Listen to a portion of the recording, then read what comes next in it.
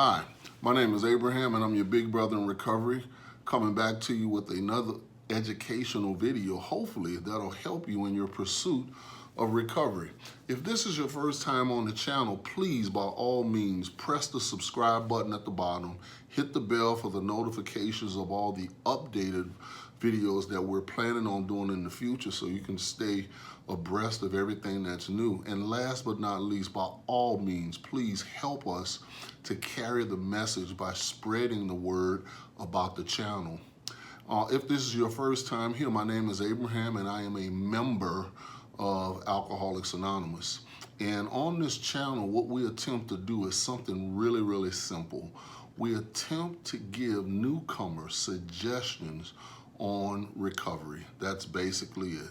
Try to give you some suggestions on recovery based upon the big book of Alcoholics Anonymous.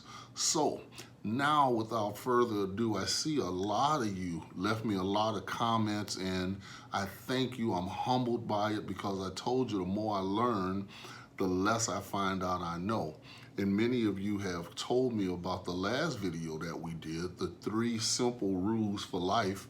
And those were basically Abrahamisms. And I'm grateful that you got something out of it because, you know, I continue to ponder one of the 3 myself this week. You know, I get this stuff and I make it applicable to my own personal life because the more I learn, the less I find out I know.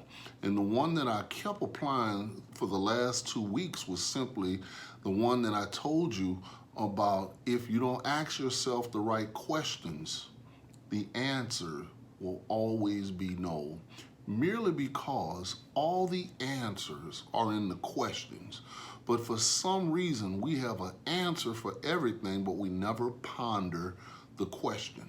So I got a new Abrahamism for you, and then we'll jump right into our conversation today.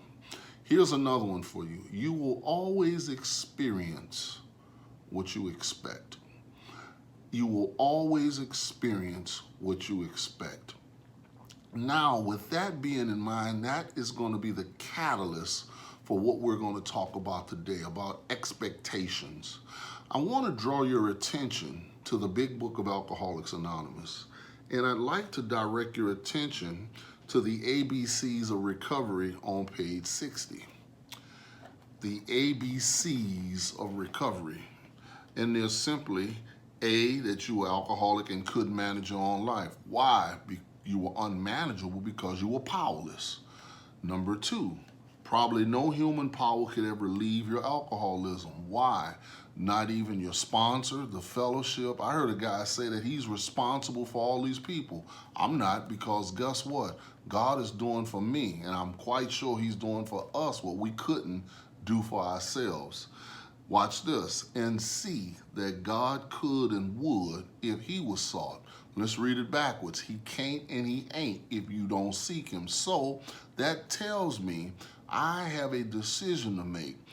Based on step 1, I'm powerless. That's the problem. Step 2, I need power. That's the solution. But how many of you know faith without works is dead?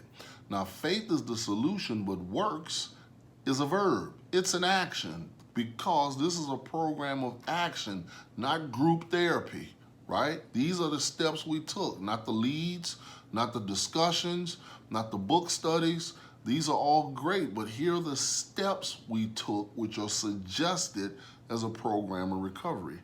Now, being convinced, it says that we're at step 3. And step 3 simply is this. It's a prayer, right? And they said the words are optional, but guess what? Even if you can't recite those words, all step 3 is saying, you know what? I'm powerless. I need power. Here's the question. Do you want the power? Or do you want to remain powerless? That's the decision. Because if you don't accept the power, you've decided to remain powerless. If you accept the power, you'll get the power simply because you need power to work the steps. Now, I want to draw your attention down to the next paragraph. The first requirement is that we be convinced that any life, watch this, run on self-will can hardly be a success. You know, I'm an inquisitive person. And if you don't ask yourself the right questions, the answer will always be no. Why would God give me a will if he didn't want me to use it? That was a question that bothered me for a while until I kept reading the big book. And Bill explained it to me on page 14 when Bill said that, let's go to it real quick. The first paragraph, simple but not easy. Recovery is hard, but it shouldn't be complicated. A price had to be paid. What's the price I need to pay? Because guess what? I paid a price to be a failure. So now I got to pay a price to be successful in recovery. What is the price? It meant destruction of self-centeredness. Me being stuck in the center of myself. In other words, the opposite of self-centered is God-centered. I must turn in all things to the Father of lights who presides over us all. In other words, God gave me a will, but not to fulfill self-will, but to choose to use my will to fulfill his will, which is going from self-conscious to being God-conscious, from going from self-will to God's will. Now notice what it says. Self-will can hardly be a success. You know what I think success is? Here's a definition that I think is a one-size-fits-all. Success is merely when a person discovers, develops, and ultimately fulfills whatever their life purpose is. I'll repeat that again. Success is simply when a person can discover, develop, and fulfill what they've been put on this earth to do. I believe it was the great Martin Luther King who said, a man isn't willing to die until he first knows what he's willing to live for. Or you can repeat it backwards. You ain't ready to live until you know what you're willing to die for. I'm not willing to die for no drink, nor a drug, or anything of that nature. Why? Because you know what? I'm worth it, and I know you are too. So, success in this context, notice, Bill didn't recover, or he didn't discover his purpose until he recovered. And I often say that, and it is found as well on page 14. Let's look at it. We already know Bill was in the hospital when he was introduced to the steps on page 13. It says it. He worked all of them right there. But let's look at the second paragraph on page 14 from the bottom. He's recovered now. He's called the doctor, thought he was going insane, but it was the Spirit of God that swept through him and did what he needed to do. And Bill said, while I lay in the hospital, the thought came that there were thousands of hopeless alcoholics who might be glad to have what had been so freely given to me. Perhaps I could help some of them. They in turn might work with others. I believe that's when Bill discovered the idea about Alcoholics Anonymous, because the thought came to him to go from trying to fulfill self-will and not being inquisitive about fulfilling God's will. And remember, God's will is always for us to mature. And not only to mature, but when we help others, we help ourselves. Notice what he said, the thought came. Notice, thinking comes first, then comes a feeling. The feeling leads to an action, and the action always leads to a result. So if you don't like the result, because the result was nil until we let go absolutely. Let go absolutely what? The way we thinking. Simply because page 23 says the main problem of the alcoholic centers in his mind rather than in his body. So you and I have a choice today. Do we want to think positively, feel positive, act positive, have a positive outcome? And or do we want to wake up, think negative, complain, feel negative, act negative, have a negative day? The choice is up to us, because I'm reminded what Einstein said in his equation, E equals mc squared. In other words, energy times light, energy equals mass times the speed of sound, the speed of light. In other words, energy cannot be created nor destroyed. So guess what? It just is. Just like God, it just is. So the second you accept it, is the second that it begins. That's why we have to have a spiritual awakening, because spiritually awake means you are spiritually aware of the principles that you're trying to practice in all your affairs, because now your personality has been changed, principles before personalities, by these spiritual principles. Prior to that, if you had to be awakened, you must be still spiritually asleep. That's why many don't understand, like the big book says, that in order for you to totally recover, you must undergo an entire psychic or mind change. Now, with all of that being said, the only way to replicate that is to go through the process. We have to repair your past in order for you to see your future. Now, I want to draw your attention back to the bottom of page 60. I'm on the move now. On that basis, we are almost always in collision with something or somebody. You remember, the big book says a recovered person is a person who isn't fighting anybody or anyone or anything, including alcohol. Even though our motives, way of thinking, are good, most people try to live by self-propulsion. I don't have to promote myself, because I'm going to be promoted if I continue to be humble. Each person, this is what I want to get to, is like an actor who wants to run the whole show, is forever trying to arrange the lights, the ballet, the scenery, the rest of the players in his own way. Let me give you an analogy. Tell me if this makes sense. The projector can only show what's on the film, and the film can only put on the screen what's on the film. So I can't argue with the screen, because the screen is a representation of the film. The film can't argue with anything, because the projector is only producing what's on the film. But here's the problem, talking about our actor.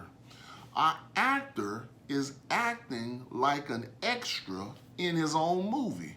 In other words, he's acting like an addict or an alcoholic, but the director said action, but he didn't hear action, nor did he hear cut. That's what the title of this video is called, Director's Cut. A director normally has two words, action and cut. A director's cut simply means when things don't go according to the vision or the script that the director has, he or she will immediately say cut and edit the scene out, merely because the film is too lengthy and or the scenes are not congruent or in alignment with the vision of what the story is the director wants to tell. So guess what? The producer is you, because you produced the scene. And guess what? The producing part is your mind, but the film is your thinking. So guess what the screen is? The screen is your life. That's why step 3 says we have to make a decision to turn our will, which is our thinking, and our life, which is the subtotal of our actions, over to the care of God as we understand Him. Now, just stick with me for a minute here. The actor is acting because he thinks that he is playing a role when he really should be acting out his purpose. Roles are temporary. Purpose is permanent.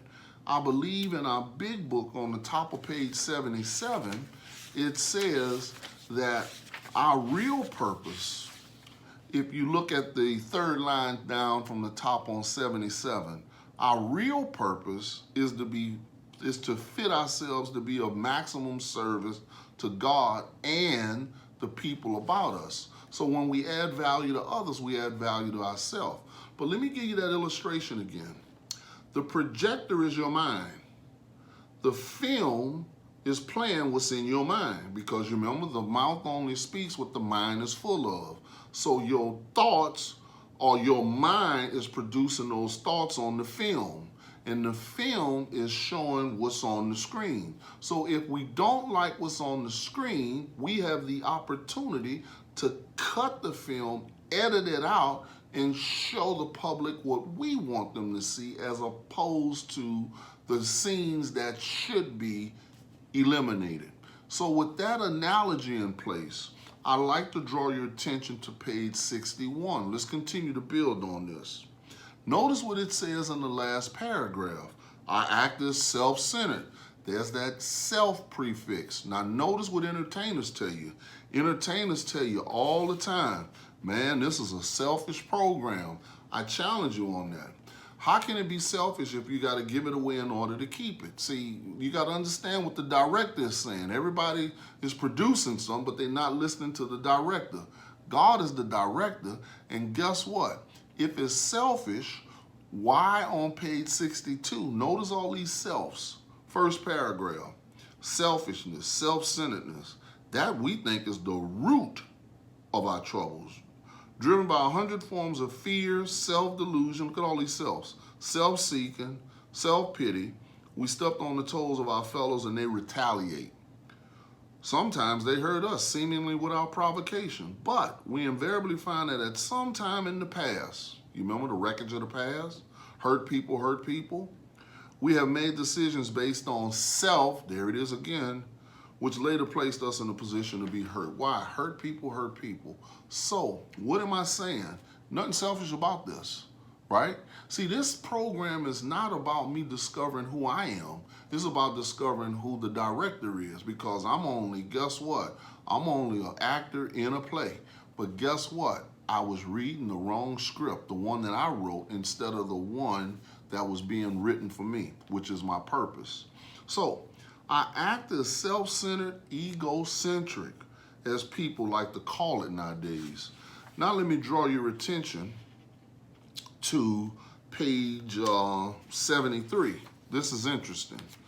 Let's keep in that vein. Page 73. Let's look at the second paragraph. More than most people, the alcoholic leads a double life. He is very much the actor, there it is again, playing that role instead of being true to their purpose. They're playing the role of an alcoholic, an addict, to the point they actually believe it. They even calling themselves grateful addicts. Watch this. And they call that in the big book, morbid reflections. To the outer world, he presents his stage character. This is the one he likes his fellows to see. He wants to enjoy a certain reputation, but knows in his heart he doesn't deserve it. Isn't that something? Now, with that all being said, I want to conclude the whole matter with this. How do we get out of this situation? I was in it, and the best way to get out of a prison is to realize first that you're in one. This is simple. The big book tells us how to get out on page 62. Let's look at the bottom of the page. Last paragraph. This is the how and why of it. First of all, we had to quit playing God. It didn't work. Next, we decided that hereafter in this drama, that'll play, of life, God was going to be our director. You remember, I'm the producer, but I got to listen to the director, right? He is the principal, we are his agents. He is the father, and we are his children. Most good ideas are simple. They are. And this concept was the keystone of the new and triumphing arc to which we pass to freedom. I'm only speaking like this because I'm a free man. I'm experiencing freedom right now. Why? It derives from two words, freedom does. Free domain, free to dominate your circumstances and your conditions because they no longer control you. I am not above anybody, but guess what I understand? Today, it's about me using my will to search and find out what God's will is for me. So no longer do I have to act. In other words, play a temporary role. I can seek God for my purpose. And guess what? When I recovered, like Bill did, I discovered what it was. And it is simply to be a maximum service to God and help others. I truly hope that these videos are blessing you. In other words, empowering, enlightening, and equipping you to do better, because anything less than that is not acceptable. I believe that you can do better. And like I told you, we need to raise the standard high. We need to raise the bar high merely because recovery is not for people who need it. Everybody needs it. It's for people that want it. So the question today is, what role are you playing? Or are you listening to the director saying cut, right? Look, this is your big brother in recovery saying, you know what? Ready, set, action.